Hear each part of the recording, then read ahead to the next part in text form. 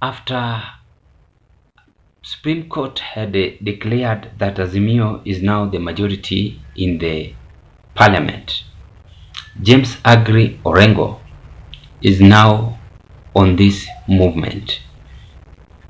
And it seems that Orengo is filing a case in court that William Ruto to be impeached, that he don't deserve to be the current head of state because he lack numbers. Yesterday's political discussion, ladies and gentlemen, in the evening, I told you that William Ruto is now helpless, in such that the only thing is remaining with as a leader is to be protected by the GSU and either rig an election. But if MPs will come out and say we want to impeach the sitting head of state, it is possible and very much possible. And that is why Orengo find it easily that Orengo High Court ruling is saying nullifies 2022 election results. Azimio should take rightful place as majority in parliament. Members of parliament affiliated with the Azimio coalition have been called upon to assert their rightful place in the National Assembly following a recent court ruling in their favor as the majority coalition.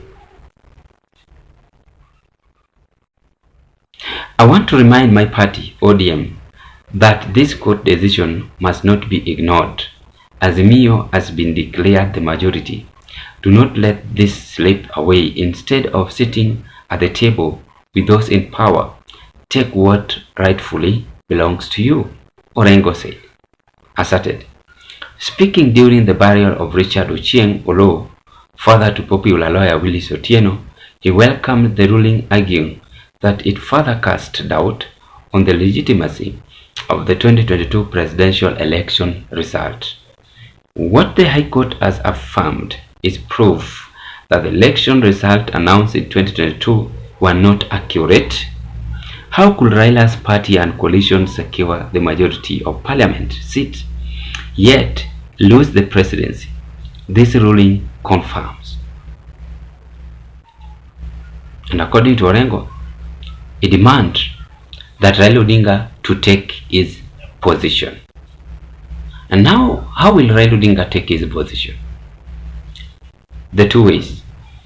Number one, he must draft a bill in the parliament to impeach William Ruto because he is not a legitimate president. You get the point? The number two, there is evidence proving that Azimio coalition had large numbers in the parliament. And as you know, if the MPs will vote, have no vote of confidence on the president, then Ruto is going home automatically. This question disturbed me a lot, and I asked myself, why is now court bringing this at this moment? Could this be just a political enticement, or they're trying to rise up political temperature in the country? Just the other day, we were in a group of WhatsApp group discussing the agenda in Nyanza region, Governor Nyong'o. Then I drafted a question by saying that, do you think the Supreme Court did a right thing by now declaring that Azimio coalition is the majority members in the parliament? Then someone in the WhatsApp, the same WhatsApp group in Nyanza politics, he said that this is just a political plan. They are trying to confuse Kenyans. But in real sense, court tends because they might fear that Raila Odinga, if he lose the AUC race, that is what that person tell me. I don't want to mention the name here. He actually tweeted, written in a WhatsApp group. Then Raila Odinga might be in the ballot. And Raila Odinga position is still being secured. So, they plan to make William Ruto one-term president, pressurizing him and endorsed Matiang'i in ODM. And then the MPs who have been declared as the majority member in the parliament to support Matiang'i. Then 2027 Matiang'i become the president. So that is the calculation. And then I asked him, how now? Do you think William Ruto is not well prepared? He told me he's very much alert on this. Anyway, when I compare these two scenarios, Orengo is determined with one political intention. And this one political intention is to impeach William Ruto. And they are very serious on this. Now Orengo is doubting that that Raila Odinga's men who are in the government, if William Ruto will be given another chance, then he's going to throw Raila Odinga's men away. He have decided to make them closer because of his own political benefit, which is true.